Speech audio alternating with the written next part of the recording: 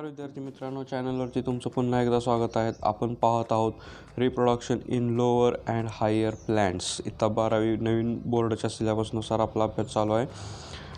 त्यामध्ये आज आपण पाहणार आहोत तर outbreeding devices, pollen pistol interaction, artificial hybridisation आणि डबल फर्टिलायझेशन. चला तर मग सुरू करूया.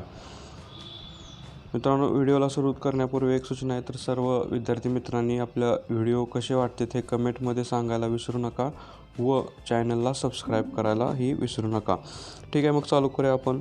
बघा, आउटब्रीडिंग डिव्हायसेस, त्यालाच काय म्हणतो आपण, कॉन्ट्रिव्हॅन्स. यामध्ये हे काय असतात तर प्लॅन्टमध्ये जे काय सेल्फ पॉलिनेशन होत असतं त्या सेल्फ पॉलिनेशनला प्रिव्हेंट करण्यासाठी, म्हणजे ते सेल्फ पॉलिनेशन रोखण्यासाठी असणारं एक मेकॅनिझम आहे. त्याला काय म्हणतो आपण, mechanism that prevent the self pollination. प्लॅन्टमधले सेल्फ पॉलिनेशन रोखण्यासाठी असणारं एक आहे ते मेकॅनिझम आहे. आता हे कशासाठी असते, to promote the cross pollination and increase the genetic diversity. आपण पाहिलं होतं की सेल्फ पॉलिनेशनमुळं काय होत असणार आहे तर जेनेटिकली आयडेंटिकल अशा स्पेसिस तयार होत असतात. पण क्रॉस पॉलिनेशनमुळं काय होते, जेनेटिक डायव्हर्सिटी निर्माण होते आणि जेनेटिकली डिफरंट प्लॅन्ट असे किंवा ऑफस्प्रिंग्स हे तयार होत असतात. ते ऑफस्प्रिंग तयार करण्यासाठी किंवा त्यालाच काय म्हणतो आपण, to promote the cross pollination to increase the genetic diversity, यासाठी काय केलं जातं तर सेल्फ पॉलिनेशन हे प्रिव्हेंट केलं जातं. बघा, नेक्स्ट पॉईंट आपल्याकडे आहे तर plants have evolved a wide variety of the sexual strategy. यामध्ये प्लॅन्टमध्ये काय झालं तर भरपूर प्रमाणात व्हरायटी तयार झाली आहेत की जे काय करत असते तर अशा जेनेटिक डायव्हर्सिटी तयार करण्यासाठी, डिफरंट स्पेसिस ऑफ प्लॅन्ट तयार करण्यासाठी हे काय करत असते तर मदत करत असते. Genetic diversity is essential factor for the evolution bye natural selection. आता हे जेनेटिक डायव्हर्सिटी नेमकी कशासाठी पाहिजे तर प्लॅन्टमध्ये होणाऱ्या इव्हॉल्युशनला प्रमोट करण्यासाठी. कारण जेनेटिक डायव्हर्सिटी काय आहे तर इसेन्शियल आहे कशासाठी, इव्हॉल्युशनसाठी. प्लॅन्टमधील जे काय ग्रोथ होणार आहे किंवा नवीन नवीन फॅक्टर्स असे काही डेव्हलपमेंट होणार आहेत कशामुळं, नॅचरल सिलेक्शनमुळं, ते होण्यासाठी ही प्लॅन्टमध्ये जेनेटिक डायव्हर्सिटी होणं गरजेचं आहे. आणि ती कशामुळे होऊ शकते तर क्रॉस पॉलिनेशनमुळं. ठीक आहे, continuous self pollination result in the inbreeding depression. आता जर कंटिन्युअस जर प्लॅन्टमध्ये ते जर सेल्फ पॉलिनेशन होत राहिलं, म्हणजे त्याच प्लॅन्टमध्ये सेल्फ पॉलिनेशन, त्यांचं स्टिग्मा, त्यांचं अँथर, अशा प्रकारे जर कंटिन्युअस जर त्यांच्यामध्ये पॉलिनेशन होत राहिलं, सेल्फ पॉलिनेशन होत राहिलं, तर त्यामध्ये काय असले प्लॅन्ट तयार होणार आहेत तर ते इनब्रीडिंग डिप्रेशन असणार आहे. जे कसे असतं त्याला काय म्हणतो आपण, जेनेटिकली वीकर, किंवा जे काय प्लॅन्ट किंवा ऑफस्प्रिंग्स तयार होणार आहेत ते कसे असणार आहेत तर परफेक्ट फिट असे प्लॅन्ट नसणार आहेत. ते त्यांच्यामध्ये काय असणार आहे तर काय ॲबनॉर्मॅलिटी होऊ शकतात किंवा ते जेनेटिकली वीक असे प्लॅन्ट तयार होऊ शकतात. त्याला काय म्हणतो आपण, इनब्रीडिंग डिप्रेशन. बघा, दस plant develop the many devices that encourage the cross pollination. यासाठी काय केले तर प्लॅन्टमध्ये भरपूर असे काहीतरी डिव्हाइस किंवा त्यालाच काय म्हणतो आपण मॉडिफिकेशन झालेत की ते काय करणार आहेत तर आउटब्रीडिंग डिव्हायसेस म्हणून आपण त्याला ओळखणार आहे. म्हणजेच ते काय करते तर सेल्फ पॉलिनेशन प्रिव्हेंट करतात. बघूया आपण ते कोणते कोणते. बघा, हे काही आउटब्रीडिंग डिव्हाइस आहेत. त्यामध्ये पहिला आहे आपल्याकडे युनिसेक्सुअलिटी, नंतर आहे तो डायकोगॅमी, नंतर त्यामध्ये 2 पार्ट आहे, प्रोटोगॅमी आणि प्रोटेंट्री, अशा प्रकारचे 2 पॉईंट त्यामध्ये आहेत. त्यानंतर आहे प्रीपोटन्सी, हेटेरोस्टायली, हेटेरोगॅमी आणि सेल्फ इनकॅबिलिटी. हे काही आउटब्रीडिंग डिव्हायसेस आहेत, आपण त्यांच्याबद्दल अभ्यास करूया. बघा, पहिला पॉईंट आहे आपल्याकडे युनिसेक्सुअलिटी. आता प्लॅन्टमध्ये आपल्याला आपण पाहिलं की ते कसे असतात, काही प्लॅन्ट कसे बायोसेक्शुअल असतात, काही युनिसेक्शुअल असतात. जे युनिसेक्शुअल आहेत ते कशासाठी तयार केले तर किंवा तयार झालेत तर ते एक त्यांच्यामध्ये झालेलं आउटब्रीडिंग डिव्हाइस आहे. आता युनिसेक्सुअलिटी म्हणजे काय बघू, plants bear the either male or female flower. म्हणजे प्लॅन्टमध्ये काय झालं, एक तर प्लॅन्ट कसं असणार आहे तर एक तर तो मेल असू शकतो आहे किंवा एक प्लॅन्ट काय असू शकतो आहे, फिमेल असो. ह्या दोघांपैकी काहीतरी एक असणार आहे. म्हणजे ते काय झालं तर युनिसेक्सुअल झालं. त्यामुळं काय होणार आहे तर त्यांच्यामध्ये होणारं सेल्फ पॉलिनेशन हे स्टॉप होतं आहे. म्हणजे त्यांच्यामध्ये जे काय पॉलिनेशन आहे ते कसं असणार आहे, क्रॉस पॉलिनेशन असणार आहे. म्हणजे डिफरंट प्लॅन्टवरून ते काय करणार आहेत, पोलन ग्रेन्स हे कॅच करणार आहेत आणि त्यांच्यामध्ये ते काय होणार, क्रॉस पॉलिनेशन हे त्यांच्यामध्ये दिसून येतं आहे. त्यांनाच काय म्हणतो आपण, dioecium. It also called as the dioecium plant. As a flower are unisexual the self pollination is the not possible. कळलं, म्हणजे युनिसेक्सुअलिटी ही काय प्लॅन्टमध्ये असणारं आउटब्रीडिंग डिव्हाइस आहे. बघा, ते प्लांट कसे असतात मोनोसियस असतात. त्यातलं एक्झाम्पल आहे आपल्याकडे मेज और त्यालाच काय म्हणतात डायसेशियम आणि मलबेरी पपया म्हणजे पपईचं झाड वगैरे जे कसे असतात तर ते युनिसेक्शुअल असणार आहेत. नेक्स्ट पॉईंट आहे आपल्याकडे डायकोगॅमी. बघा ह्यांच्यामध्ये काय होते anther and stigma mature different time in bisexual flowers as to prevent the self pollination. यामध्ये काय झालं तर त्यांच्यामध्ये असणारं जे काय अँथर आणि स्टिग्मा ते काय झाले तर डिफरंट टाईमला मॅच्युअर झालेत. म्हणजे आपल्याला माहीत आहे की गॅमेट तयार होण्यासाठी दोन्हीही गॅमेट्स किंवा ते त्यांच्यातले जे काय अँथर आणि स्टिग्मा आहेत ते मॅच्युअर होणं गरजेचं असतं. पण इथं काय झालं तर ते डायकोगॅमी प्लांटमध्ये तर ते अँथर आणि स्टिग्मा एकाच कोणत्या बायसेक्शुअल फ्लॉवरमधले डिफरंट टाईमला ते मॅच्युअर झाले. त्यामुळं काय होणार आहे तर त्यांच्यामध्ये होणारं जे काय सेल्फ पॉलिनेशन आहे ते काय झालं प्रिव्हेंट झालं. आता ह्यांच्यामधले दोन पॉईंट बघू आपण प्रोटेंड्री आणि प्रोटोगॅनी. हे काय बघू. प्रोटेंड्री म्हणजे काय त्यातला androecium mature earlier than the gynoecium. Protandry प्रकारच्या प्लॅन्टमध्ये काय होणार आहे त्यांच्यातला जो काय अँड्रोशियम आहे तो काय होतोय गायनोशियमच्या आधी की तो काय होतोय मॅच्युअर होतोय. आणि प्रोटोगॅनीमध्ये काय होणार आहे तर gynoecium mature earlier than the androecium. म्हणजे यांच्यामध्ये काय प्रोटोगॅनीमध्ये काय होतंय तर त्यांच्यातला गायनोशियम काय होतोय अँड्रोशियमच्या आधी काय होतोय मॅच्युअर होते. म्हणजे दोन्ही पण अँथर आणि स्टिग्मा हे काय झाले तर डिफरंट टाईमला मॅच्युअर झाले. त्याला काय म्हणतो आपण डायकोगॅमी. ठीक आहे. नेक्स्ट पॉईंट आहे आपल्याकडे प्रीपोटन्सी. यामध्ये काय होते बघू आपण pollen grains of other flowers germinate rapidly over the stigma than the pollen grains from the same flower. यामध्ये पण बघा कसं झालं आहे की ह्यांच्यामधले पोलन ग्रेन्स हे स्टिग्मापेक्षा रॅपिडली डेव्हलप झाले. त्यामुळं यांच्यामधलं सेल्फ पॉलिनेशन हे ते काय झालं ॲटोमॅटिकली प्रिव्हेंट झालं. त्याचं एक्झाम्पल आहे आपल्याकडे ॲपलमध्ये हे काय होणार आहे तर अशा प्रकारचं पॉलिनेशन होणार आहे. म्हणजे त्यांच्यातले पोलन ग्रेन्स हे रॅपिडली डेव्हलप होऊन दुसऱ्या फ्लॉवरला ते पॉलिनेट करण्यासाठी जात आहे. नेक्स्ट पॉईंट आहे आपल्याकडे हेट्रोस्टायली. त्यालाच काय म्हणतो आपण हेट्रोमॉर्फी. यामध्ये काय बघा काय होतं आहे तर यांच्यामध्ये काय झालं आहे तर in some plants there are 2 or 3 types of flower in which stigma and anthers are placed different level. आपल्याला हा पॉईंट महत्त्वाचा आहे. ह्यामध्ये आपल्याला काय बघायचं आहे हेट्रोस्टायलीमध्ये in which stigma and anther are placed at different level. म्हणजे यांच्यातला जो काय स्टिग्मा आणि जो काय अँथरचा पार्ट आहे तो काय झाला आहे तर डिफरंट लेवलला प्लेस झाला आहे. याला काय म्हणतो आपण हेट्रोस्टायली. बघा सोपं आहे अगदी. यामध्ये काय झालं आहे तर काय त्यांचे जे काय पोझिशन आहे ते काय झाले तर चेंज झाले. त्यांचं काय झालं तर ते डिफरंट स्टेजला किंवा डिफरंट लोकेशनला प्रेझेंट असल्यामुळं तर त्यांच्यामधलं जे काही पॉलिनेशन होणार आहे ते प्रिव्हेंट करण्यासाठी तिथं काय झालेलं आहे ते प्रयत्न केला जाते किंवा तिथं ट्राय केलं जाते. बघा this prevent the pollens from reaching to the stigma and pollinating it. म्हणजे ह्याच्यातले पोलन आहेत ते स्टिग्मावरती जाण्यासाठी काय करू शकतं इथं प्रिव्हेंट करू शकतं. अशा प्रकारे त्यांच्यामध्ये काय केलं तर एक मेकॅनिकल डिव्हाइस त्याला आपण तयार केले गेलं. बघा नेक्स्ट पॉईंट आहे आपल्याकडे हेटेरोगॅमी. इथं पण काय it is the mechanical device that prevent the self pollination in bisexual flower. ह्यामध्ये बघा ह्यात पॉईंट काय लक्षात ठेवायचं heterogamy it is the mechanical device that prevent the self pollination in the bisexual flower. बघा in plant natural physical barrier is present between the 2 sex organs avoid the contact of the pollen with the stigma. काहीतरी त्यांच्यामध्ये physical barrier असणार आहे pollen ग्रेन्समध्ये आणि स्टिग्मामध्ये.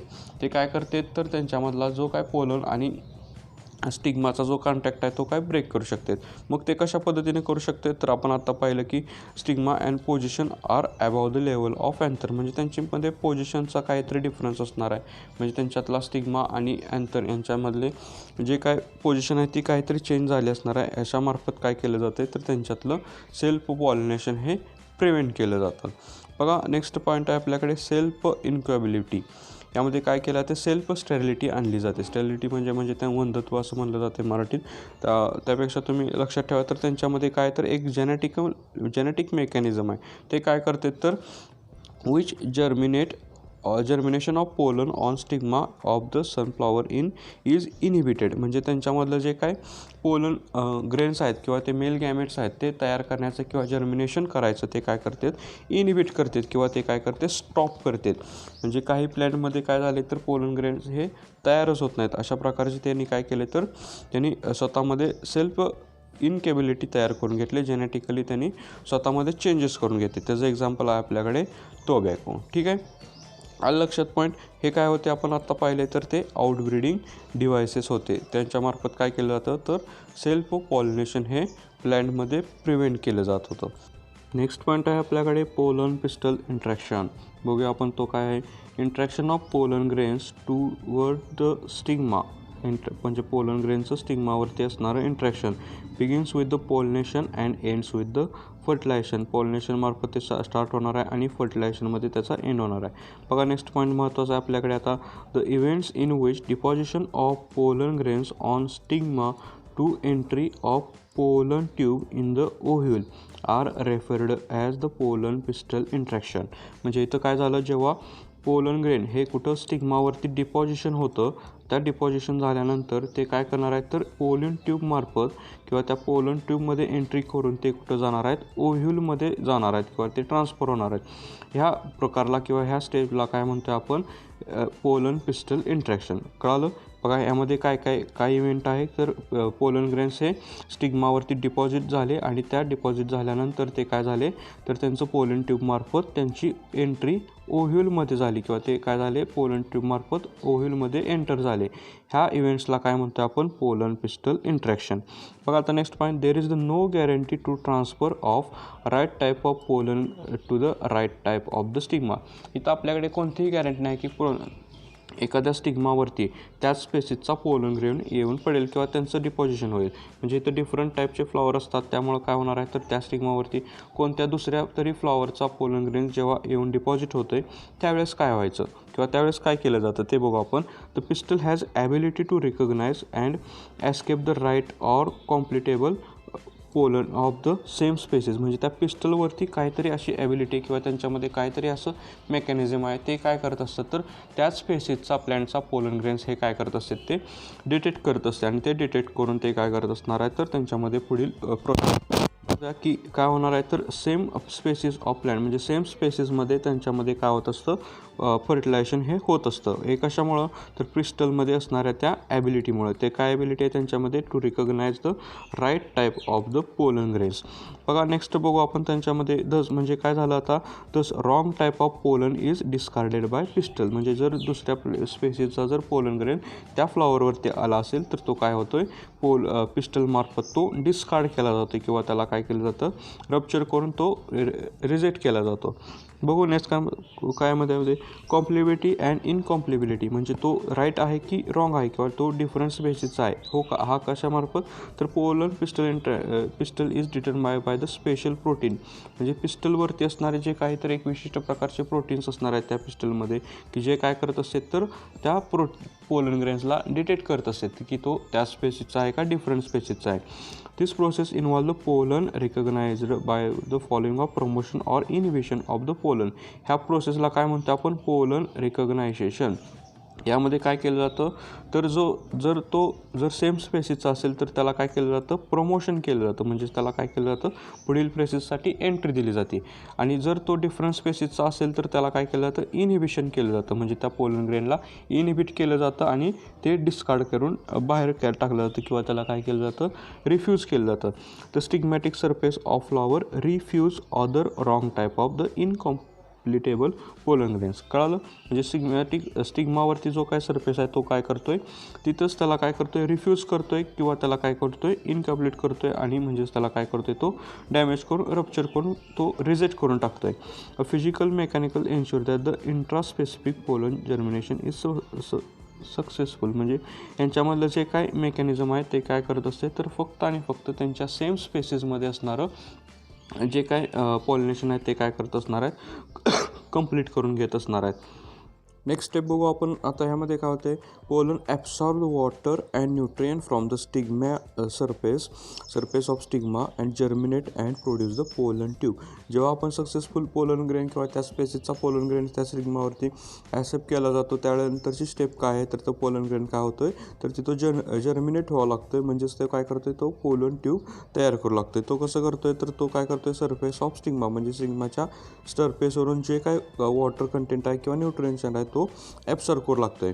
And it's growth through out the style is deterred by the specific chemical. त्यांची जी काही growth आहे ती कुठून होणार आहे तर त्यांच्या स्टाईलमधून, म्हणजे त्या फिमेल फ्लॉवरमध्ये असणारे त्या स्टाईलमध्ये जे काही स्पेसिफिक असे केमिकल आहेत ते केमिकल्स काय करते तर त्याची ग्रोथ ही काय करत असते तर ऑब्झर्व करत असतात किंवा त्यांची ग्रोथ हे कंटिन्यू करत असतील. नेक्स्ट बघा, the stigmatic surface provide the essential pre requirements for the successful germination which are absent in the pollen.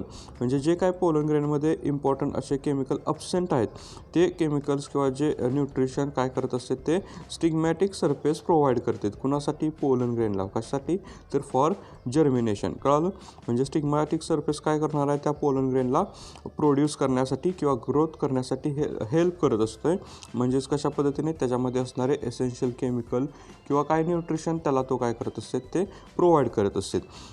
The pollen tube is finally pushed throughout the ovule and reaches the embryo. म्हणजे ती pollen tube आता काय झाले, एक produce झाली आणि ते कुठे गेले तर एम्ब्रिओ सॅकमध्ये. म्हणजे जे काय आपले पोलन ग्रेन्स आलेत किंवा ते मेल गॅमेट्स आलेत ते कुठं न्यायचे आहेत तर त्या फ्लॉवर्समध्ये तर एम्ब्रिओ सॅकमध्ये. म्हणजे जेव्हा ते काय करणार आहेत पोलन ट्यूब त्या पोलन ग्रेनला ओव्ह्यूलमध्ये घेऊन जाणार आहे. म्हणजे तिथं काय असणार आहे तर एम्ब्रिओ सॅक असणार आहे. बघा next, the tip of pollen tube enters in the one of syngrade and then rupture to the releases content. म्हणजे ती जेव्हा पोलन ट्यूब एम्ब्रिओ सॅकमध्ये पोचते किंवा तिथं काय होते एंटर करते त्यावेळेस तिथं काय होणार आहे तर ते पोलन ग्रेन काय होतात रप्चर होतात. बघा अशा प्रकारे आपण पोलन ग्रेन पाहिले होते की त्यांच्यामध्ये काय होते तर दोन असे मेल गॅमेट्स होते.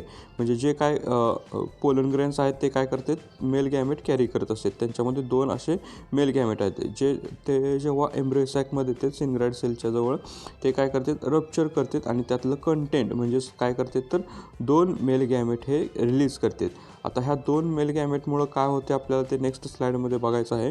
तर बघा आपल्याकडे काय झालं आता next step, the tip of the pollen tube enters in the one of the synergid cell and rupture to releases content. Okay, बघा नेक्स्ट पॉईंट बघू, due to the pollen pistil interaction intense competition develops even in the compatible pollen grains. म्हणजे इथं काय झाले तर थोडीशी अशी competition तयार झाले तर पोलन पिस्टल इंट्रॅक्शनमुळं. बघा ह्यामध्ये आपण काय पाहिलं की पोलन ग्रेन्स हे काय झाले तर स्टिग्मा सरफेसवरील जे काय वॉटर कंटेंट आणि न्यूट्रिशन हे काय करत असतात ऑब्सॉर्ब करत असतात आणि त्यांची काय होत असते जर्मिनेशन होत असते. ह्या जर्मिनेशनसाठी त्यांना कोण करत असते तर स्टाईल हे काय करते तर हेल्प करत असतात आणि त्यातले सिग्मॅटिक सरफेस पण काय करणार आहे तर त्या पोलन ग्रेनला स्पेसिफिक असे किंवा जे काय एसेन्शियल असे केमिकल्स आहेत काय न्यूट्रिशन आहे ते काय करत असतात प्रोव्हाइड करत असतात. आणि त्यानंतर जी पोलन ट्यूब आहे ते एम्ब्रिओ सॅकमध्ये गेल्यानंतर तर त्या सिनग्राइड सेलच्या जवळ किंवा सिनग्राइड सेल जेव्हा एंटर होणार आहे पोलन ग्रेन्स त्यावेळेस काय करतात ते रप्चर होऊन त्यातले जे काय कंटेंट आहे ते रिलीज करणार आहे. ठीक आहे, नेक्स्ट बघू. अशा पद्धतीने काय झालं तर त्यामध्ये त्या पोलन ग्रेनचं एम्ब्रिओ सॅकमध्ये एंट्री झाली. आता एंट्री झाल्यानंतर काय होणार आहे तर तिथं त्यांचं फर्टिलायझेशन होणार आहे. लक्षात ठेवा जे काय पोलन ग्रेन्स आले आहेत त्या पोलन ग्रेन्समध्ये दोन असे मेल गॅमेट होते. म्हणजे एका पोलन ग्रेन्समध्ये दोन मेल गॅमेट हे असतात किंवा जे पोलन ग्रेन काय करत असतात तर दोन मेल गॅमेटला कॅरी करत असतात. बघा हे इंट्रॅक्शन हे कशासाठी इम्पॉर्टंट आहे तर सेक्शुअल रिप्रोडक्शन. म्हणजे प्लॅन्टमध्ये जे काय सेक्शुअल रिप्रोडक्शन होतं ते रिप्रोडक्शन आणि सीड फॉर्मेशनसाठी हे इम्पॉर्टंट आहे. ठीक आहे, बघा आपण काय करू शकतो pollen grains can also be induced to germinate in the synthetic medium. आपण काय करू शकतोय आर्टिफिशियल मीडियममध्ये पण काय करू शकतोय किंवा त्यालाच काय म्हणतो आपण इन विट्रो. म्हणजे आपण काय करत असतोय आर्टिफिशियली पण आपण त्यांची जर्मिनेशन किंवा त्यांचं आपण काय करू शकतो, फर्टिलायझेशन करत असतो. त्यासाठी आपल्याला काही केमिकल लागणार आहेत. ते केमिकल कोणते आहेत बघा, addition of the boric acid आणि oxalate of the pollen germination. Boric ॲसिडसाठी किंवा अशा प्रकारचे वेगवेगळे आपण काय करू शकतो, केमिकल्स वापरून आपण त्यांचं सिंथेटिक मीडियममध्ये पण आपण काय करू शकतो, त्यांची जर्मिनेशन ही कंप्लीट करू शकतो. ठीक आहे. पोलन पिस्टल हा पॉईंट इथं संपलेला आहे. बघा मित्रांनो, परत एकदा लक्ष द्या.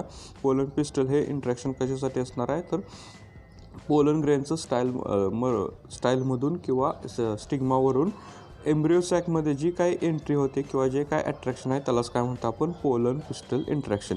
यामध्ये काय होतं आहे, पोलन ग्रेन्स हे स्टिग्मावरून म्हणजे पोलन ग्रेन्स हे काय आले तर स्टिग्मावरून ओव्हरीमध्येच म्हणजे तिथं कुठं पोचलेत तर एम्ब्रिओ सॅकमध्ये झालेत आणि तिथे एम्ब्रिओ सॅकमध्ये पोचल्यानंतर ते काय होतात, रप्चर होतात आणि त्यांच्यामधले जे काय मेल गॅमेट्स आहेत ते रिलीज करतात. नेक्स्ट स्टेप आहे आपल्याकडे तर फर्टिलायझेशन. बघा आता ह्यामध्ये काय होतं, फर्टिलायझेशन म्हणजेच त्यामध्ये काय होणार आहे तर मेल गॅमेट आणि फिमेल गॅमेटचं फ्युजन होऊन झायगोट तयार होणार आहे. त्याआधी आपण बघूया एक पॉईंट आहे आपल्याकडे छोटासा, आर्टिफिशियल हायब्रिडायझेशन. हे काय आहे बघू आपण. Only the desired pollen grains are hand pollinated and used for the fertilization. म्हणजे यामध्ये काय केलं जातं, आपल्याला जे काय पाहिजे तेच गॅमेट काय करतो आपण फर्टिलायझेशनसाठी किंवा त्याला काय म्हणतो आपण पॉलिनेशनसाठी यूज करत असतो. यामध्ये बघा एक मेथड आहे आपल्याकडे, बॅगिंग प्रोसिजर. आता ह्या बॅगिंगमध्ये काय केलं जातं तर एक बॅग लाईक किंवा एक कॅरी बॅग किंवा एक बॅग अशी काय केली जाते तर त्या प्लॅन्टवरती अशा प्रकारे ते पॅक केले जाते आणि ज्यामुळे काय होणार आहे तर इथले पोलन ग्रेन्स काय करतात तर सेल्फ पॉलिनेशन करू शकतात किंवा आपण काय करणार आहे आर्टिफिशियली यामध्ये पोलन ग्रेन्स आपण टाकणार आहोत, ज्यामुळे काय होणार आहे तर आपल्यामध्ये किंवा त्या प्लॅन्टमध्ये आपण काय करू शकतो, ठराविक असे पोलन ग्रेन्स म्हणजे डिझायर्ड पोलन ग्रेन्स काय केलेत आपण फर्टिलायझेशनसाठी किंवा त्यालाच काय म्हणतो आपण पॉलिनेशनसाठी आपण तिथं यूज केले. त्याला काय म्हणतो आपण आर्टिफिशियल हायब्रिडायझेशन. बघा लक्षात घ्या, पॉईंट सोपा आहे. आर्टिफिशियल हायब्रिडायझेशन म्हणजे काय, only the desired pollen grains are hand pollinated to used for the fertilization. यामध्ये आपण काय केलं तर आपल्याला जे पोलन ग्रेन्स पाहिजे ते पोलन ग्रेन काय केलेत आपण त्याच स्पेसिसमध्ये पॉलिनेशनसाठीच म्हणजेच कायसाठी फर्टिलायझेशनसाठी वापरलेत आणि ह्यासाठी कोणती मेथड आहे आपल्याकडे, बॅगिंग प्रोसिजर आहे. नेक्स्ट पॉईंट आहे आपल्याकडे डबल फर्टिलायझेशन. चला मग बघूया डबल फर्टिलायझेशन हे काय आहे. It is a complex fertilisation mechanism in the flowering plant. म्हणजे अँजिओस्पर्ममध्ये असणारं एक कॉम्प्लेक्स मेथड आहे. हे कोणी discovered by the Nawaschin in the liliaceous plant like the lilium and fritillaria. ह्या दोन प्लांटमध्ये ह्या सायंटिस्टनी काय केलं तर हे डबल फर्टिलायझेशन हे शोधून काढलं. बघू आता ह्या डबल फर्टिलायझेशनमध्ये काय होतं आहे, after the pollen grains has reached to the surface of the stigma it germinate and from the pollen tube which penetrate the stigma style ovary chamber and then enters into the ovule. आपण पाहिलं आहे ते की pollen grain जेव्हा stigma सरफेसला येते ते काय करत असते तर पोलन ट्यूब तयार करत असते तशा प्रकारे आणि ते पोलन ट्यूब काय करते तर स्टिग्मा स्टाईल ओव्हरीला पेनिट्रेट करून ती काय करते ओव्ह्यूलमध्ये म्हणजेच कुठं ह्या एम्ब्रिओ सायकमध्ये एंटर करते. बघा लक्षात आलं का, हे काय तर डबल फर्टिलायझेशनची सुरुवात आहे. इथं काय कशा पद्धतीने डबल फर्टिलायझेशन होते आपण पाहणार आहोत. तर कळालं की स्टिग्मावरून काय होणार आहे तर pollen grains with the help of the pollen tube they enters into the embryo sac and there is the fertilization is occur. बघा नंतर काय, growth of pollen tube is guided by the chemical secreted by the synergid. म्हणजे ती pollen ट्यूबची जी काय growth आहे ती काय होते तर सिनग्राइड्सनी म्हणजे कुठं आहेत तर एम्ब्रिओ सॅकमध्ये जे काय सिनग्राइड सेल्स आहेत त्या सेल्स काय करत असतात तर त्यांनी काही विशिष्ट असे केमिकल सिक्रेट केलेले असतात. ते केमिकल्स काय करत असतात तर त्या पोलन ट्यूबची ग्रोथ करत असतात, पोलन ट्यूबला डेव्हलप करत असतात. बघा नेक्स्ट त्या पोलन ट्यूबमध्ये किंवा ती पोलन ट्यूब ओव्ह्यूलमध्ये कशा पद्धतीने एंट्री करत असते हे आपण बघूया आता. हे काय तर ह्यात 3 प्रकारे पोलन ट्यूबची एंट्री ओव्ह्यूलमध्ये होत असते. बघा it is usually enters the ovule throughout the micropyle term as the porogamy. म्हणजे ओव्ह्यूलमध्ये जे काय आपण पोर पाहिलं होतं, एक छोटंसं इथं पोर होतं जे होल होतं त्याला काय म्हणतो आपण मायक्रोपाईल. म्हणजे जेव्हा पोलन ट्यूब हे कुठं मायक्रोपाईलमधून एंटर करणार आहे ओव्ह्यूलमध्ये त्या कंडिशनला काय म्हणतो आपण पोरोगामी कंडिशन. ठीक आहे. नेक्स्ट बघा आपल्याकडे काय, in some cases it is the found to the enter throughout the chalaza known as chalazogamy. म्हणजे बघा जेव्हा पोलन ट्यूब ही काय करते चलाझल एंड म्हणजे त्या ओव्ह्यूलमध्ये असणाऱ्या चलाजाच्या साईडनं जेव्हा एंटर करणार आहे तर त्या कंडिशनला काय म्हणतो आपण चलाझोगॅमी. ठीक आहे. आणि लास्ट आहे आपल्याकडे and the some in some plants by piercing the integument called as the mesogamy. म्हणजे जे काय इन्क्युबमेंट होते ओव्ह्यूलमध्ये इन्क्युबमेंट म्हणजे वॉल होत्या, त्या वॉलमधून जेव्हा ती पोलन ट्यूब एंटर करणार आहे त्याला काय म्हणतो आपण मेसोगॅमी. हे 3 पॉईंट लक्षात ठेवा. ह्याला काय म्हणतो आपण entry of pollen tube into the ovule.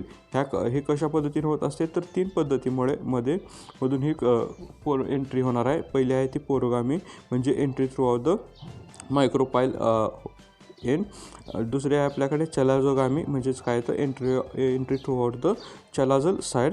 And तिसरी कंडिशन आहे तर मेसोगामी, त्यामध्ये काय येणार आहे बाय पिअर्सिंग द इन्क्युबमेंट. ठीक आहे. जेव्हा पोलन ग्रेन्स त्या ओव्ह्यूलमध्ये किंवा ओव्हरीमध्ये एंटर करते त्यानंतर काय होते आपण ते पाया. Finally it penetrates the embryo sac ovule throughout the micropyle. म्हणजे जे काय केलं तर ते ओव्ह्यूल हे कुठं आले तर आता मायक्रोपाईल एंड करून जे पोलन ग्रेन्स आहेत तर मायक्रोपाईल पेनिट्रेट करून कुठं आले तर एम्ब्रिओ सॅकमध्ये आले. आणि त्या पोलन ग्रेन्समध्ये काय होते तर मेल गॅमेट्स. त्यांनी काय केलं तर 2 मेल गॅमेट ते तिथं घेऊन आलेत आणि ते काय करणार आहेत तिथं ते रिलीज करणार आहेत. Watery content of the synergid are absorb by the pollen tube which then rupture and releases the content including the 2 non motile male gamete. बघा इथं हा पॉईंट महत्त्वाचा आहे. तर ते काय होणार आहे सिनग्रॅड सेलमार्फत ती पोलन ट्यूबने काय केले तर काही वॉटरी कंटेंट ॲब्सॉर्ब करून त्यांची ग्रोथ केली. ठीक आहे. त्यानंतरचा महत्त्वाचा पॉईंट आहे आपल्याकडे तर ते पोलन ग्रेन्स काय केले तर त्या पोलन ग्रेन्सनी रप्चर झालेत आणि त्यांच्यातून 2 नॉन मोटाईल असे मेल गॅमेट तिथं रिलीज केलेत. ठीक आहे. अशा प्रकारचं जे प्लॅन्टमध्ये जी कंडिशन आहे किंवा त्यांच्यामध्ये जी काही प्रोसेस किंवा कॅरी होत असते त्याला काय म्हणतो आपण स्पिनोगॅमी. आता हे स्पिनोगॅमी काय आहे बघा. As a non motile male gametes are carried throughout the hollow pollen tube it is known as the siphonogamy that ensures that the fertilization takes place. म्हणजे जे काय आहे तर जे स्पिनोगॅमी म्हणजे काय siphonogamy is the condition in plant in which pollen tubes are developed for the transfer of male cell to the egg. म्हणजे स्पिनोगॅमी म्हणजे कोणामध्ये पाहायला भेटते ती अशा प्लॅन्टमध्ये होणार आहे की ज्यामध्ये काय करणार आहेत मेल गॅमेट म्हणजेच पोलन ग्रेन कॅरी करण्यासाठी काय होते तर पोलन ट्यूब ही तयार झालेली असते. अशा प्लॅन्टला काय म्हणतो आपण स्पिनोगॅमी प्लॅन्ट्स किंवा काय म्हणतात तर हे काय होतं आहे तर इथं फर्टिलायझेशन हे कॅरी होणार आहे. बघू आपण आता काय होतं आहे. आता ह्यामध्ये डबल फर्टिलायझेशन एक्झॅक्टली काय आहे हे आपल्याला इथं बघायचं आहे. तर बघा ह्याच्यामध्ये 2 प्रकारचं फर्टिलायझेशन होतं. एक आहे ते आपल्याकडे सिनगॅमी टाईप ऑफ फर्टिलायझेशन म्हणजे सिनगॅमी टाईप आणि दुसरं आहे तर ते ट्रिपल फ्युजन. हे काय आपण बघू आपण ह्याच्यामध्ये बघा लक्षात ठेवा syngamy and triple fusion are the 2 events of the sexual reproduction in angiospermic plant. म्हणजे ह्यांच्यामधलं जे काय डबल फर्टिलायझेशन आहे ते कोणतं आहे तर एक आहे ते सिनगॅमी आणि दुसरं आहे ते ट्रिपल फ्युजन. काय बघू आपण आता. Syngamy is the fusion of haploid male gamete with the haploid female gamete to produce diploid zygote. आपण बघितलं होतं एम्ब्रिओ सॅकमध्ये तिथं काय असणार आहे तर 3 अँटीपोडल सेल होत्या. एक पोलार न्यूक्लिया होती म्हणजेच त्याला काय म्हणतो आपण प्रायमरी एंडोस्पर्म न्यूक्लियस. आणि नंतर काय होतं काही सिनग्रॅड सेल होत्या आणि काही एक एग सेल होती. अशा प्रकारे काय बघितलं होतं आपण एग सेल हे काय आहे तर हेप्लॉइड आहे. PNE म्हणजेच काय प्रायमरी एंडोस्पर्मिक न्यूक्लियस हा कसा आहे डिप्लॉइड आहे. अशा प्रकारे ह्या एम्ब्रिओ सॅकची रचना होती. आता इथं काय झालं तर 2 मेल गॅमेटची एंट्री झाली. बघा ह्या 2 मेल गॅमेट्समुळं काय होणार आहे तर 2 प्रकारचं किंवा तिथं फर्टिलायझेशन होणार आहे. एक आहे ते सिनगॅमी आणि दुसरं आहे ते ट्रिपल फ्युजन. सिनगॅमीमध्ये आपण काय पाहिलं की मेल गॅमेटचं haploid male gamete fertilize to the haploid female gamete to produce the diploid zygote. म्हणजे एका गॅमेटचं काम काय झालं तर तो काय झाला एक सेलबरोबर त्याचं फर्टिलायझेशन कंप्लीट झालं आणि तिथं काय झालं डिप्लॉइड सेल अशी तयार झाली. आता राहिलेला जो काही एक मेल गॅमेट आहे तो काय करतो बघा. whereas the triple fusion is a second haploid male gamete fuses with the diploid secondary nucleus producing the primary endosperm nucleus. म्हणजे बघा जो काय डिप्लॉइड आपल्याकडे तो न्यूक्लियस होता त्याबरोबर काय केलं तर त्या एप्लॉइड सेलनी फर्टिलायझेशन केलं. म्हणजे तिथं काय झालं तर तिथं तयार करायला प्रायमरी एंडोस्पर्मिक न्यूक्लियस हा तयार झाला. म्हणजे आपल्याकडे कोणता न्यूक्लियस होता सेकंडरी न्यूक्लियस. म्हणजे ह्या न्यूक्लियसबरोबर जेव्हा त्या मेल गॅमेटचं फर्टिलायझेशन होतं त्यांनी काय केलं तिथं तयार काय झालं तर ट्रिप्लॉइड एंडोस्पर्म. म्हणजे आता ही सेल कसली झाली तर ट्रिप्लॉइड. कारण का तरी ऑलरेडी डिप्लॉइड होती. म्हणजे ते काय तर सेकंडरी न्यूक्लियस होता तो कसा 2 पोलार न्यूक्लियाच्या फ्युजन मार्फत तयार झाला होता. तो कसा होता, डिप्लॉइड सेल होती. त्यांचं जेव्हा फर्टिलायझेशन कुठं होतं तर त्या हेप्लॉइड मेल गॅमेट बरोबर होते. त्यावेळेस ते काय करते, ट्रिप्लॉइड एंडोस्पर्म ते कॅरी करते. आलं लक्षात. डबल फर्टिलायझेशन काय होतं का बघा परत एकदा. डबल फर्टिलायझेशनमध्ये काय तर 2 इव्हेंट आहेत. एक आहे ते सिनगॅमी आणि दुसरं आहे ते ट्रिपल फ्युजन. सिनगॅमीमध्ये काय झालं, ज्या पोलन ग्रेनमधून 2 मेल गॅमेट आले होते त्यातला एक गॅमेट काय करतोय तर एगला फर्टिलाइज करतोय म्हणजे आणि काय करतोय तर डिप्लॉइड सेल करतोय. दुसरा जो गॅमेट आहे तो काय करतोय, सेकंडरी न्यूक्लियसला काय करतोय, फर्टाईल करतोय. म्हणजे इथल्या डिप्लॉइड सेलला काय करतोय, तो फर्टिलाइज करतोय आणि त्यापासून तयार काय होते, ट्रिप्लॉइड एंडोस्पर्म. अशा पद्धतीने काय झालं तर अँजिओस्पर्मिक प्लॅन्टमध्ये डबल फर्टिलायझेशन हे तयार झालं. बघा आता पुढचं काय नेक्स्ट स्टेप काय होते तर zygote develop into the embryo. आता तिथं झायगोट तयार झाला आहे म्हणजे त्या मेल आणि फिमेल गॅमेटपासून तो झायगोट काय करणार आहे तर एम्ब्रियोला डेव्हलपमेंट करणार आहे. आणि जे काय सिनगॉमी टाईपचं जे काय फर्टिलायझेशन झालं होतं म्हणजे तिथं मेल गॅमेट आणि फिमेल गॅमेट दोन्ही पण हेप्लॉइड गॅमेटचं फर्टिलायझेशन झालं तर त्या फर्टिलायझेशनला काय म्हणतो आपण, जनरेटिव्ह फर्टिलायझेशन. आणि ज्या ते ट्रिपल फ्युजन झालं तर त्याला काय म्हणतो आपण, व्हेजिटेटिव्ह फर्टिलायझेशन. हे पॉईंट लक्षात राहू द्या. म्हणजे जनरेटिव्ह आणि व्हेजिटेटिव्ह. ठीक आहे. म्हणजे जनरेटिव्ह म्हणजे कुठलं झालं फर्टिलायझेशन, जिथं मेल गॅमेटची आणि ह्या एक सेलचं फर्टिलायझेशन होणार आहे त्याला काय म्हणतो आपण, जनरेटिव्ह फर्टिलायझेशन. आणि ह्या सेकंडरी न्यूक्लियसचं म्हणजेच त्यालाच काय म्हणतो आपण, ट्रिपल फ्युजनला काय म्हणतो आपण, व्हेजिटेटिव्ह फर्टिलायझेशन. ठीक आहे. बघा here the both male gamete participant and therefore it is described as double fertilization. ठीक आहे मित्रांनो, पॉईंट कळाला. अगदी सोपा पॉईंट आहे.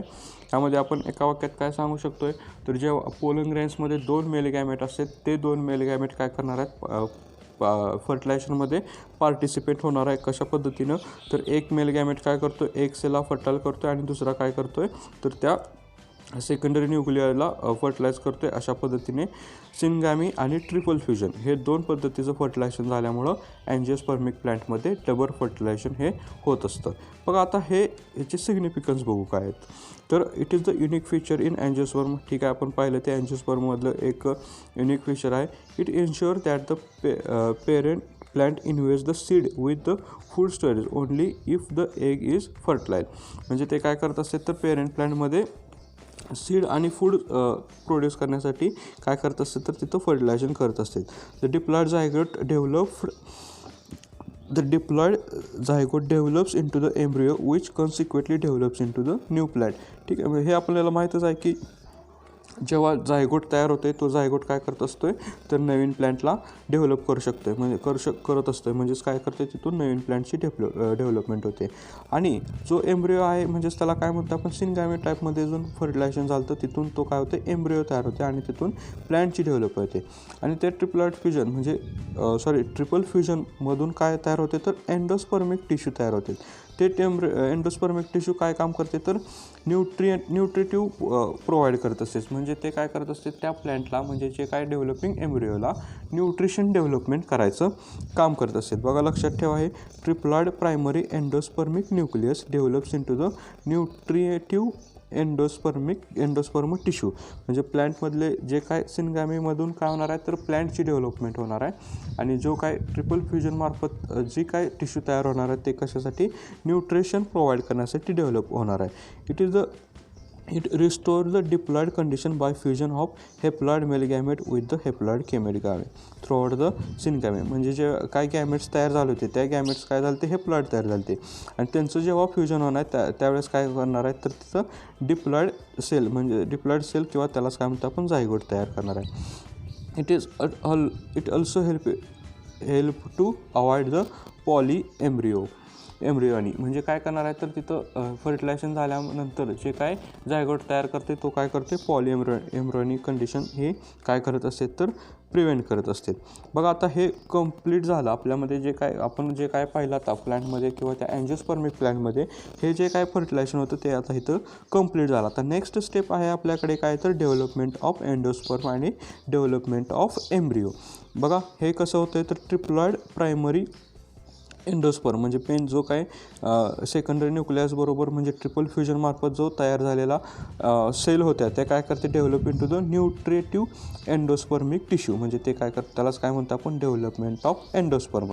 The diploid zygote develops into the embryo which consequently develops into the new plant that is development of embryo. लक्षात ठेवा इथं एंडोस्पर्म आणि एम्ब्रियो ह्या दोन पार्टची किंवा दोन टिश्यूची काय होते तर तिथं डेव्हलपमेंट होते. एंडोस्पर्म काय करत असतो तर न्यूट्रिशन प्रोव्हाइड करत असतो. हे पॉईंट लक्षात ठेवा. एंडोस्पर्म म्हणजे काय न्यूट्रिटिव्ह रिजन असणार आहे तो सीडमध्ये तो काय करत असतो तर त्या डेव्हलपिंग एम्ब्रियोला न्यूट्रिशन प्रोव्हाइड करत असतोय. म्हणजे ट्रिपल फ्युजन मार्फत एंडोस्पर्मची डेव्हलपमेंट होणार आहे आणि तो काय करतोय न्यूट्रिशन प्रोव्हाइड करत असतोय कुणाला तर डेव्हलपमेंटिंग एम्ब्रियोला. ठीक आहे. बघा आपण हा पॉईंट कव्हर करणार आहोत. नेक्स्ट व्हिडिओमध्ये आपल्याला बघायचं आहे development of endosperm and development of embryo. ठीक आहे मित्रांनो, धन्यवाद. व्हिडिओ कसा वाटला हा कमेंटमध्ये सांगायला विसरू नका आणि तुमच्या काही शंका असतील तर त्याही तुम्ही कमेंटमध्ये विचारू शकता आणि हा व्हिडिओ आपल्या मित्रांबरोबर वगैरे शेअर करा. चॅनलला सबस्क्राईब करा आणि घरी बसूनच अभ्यास करा. ठीक आहे, धन्यवाद.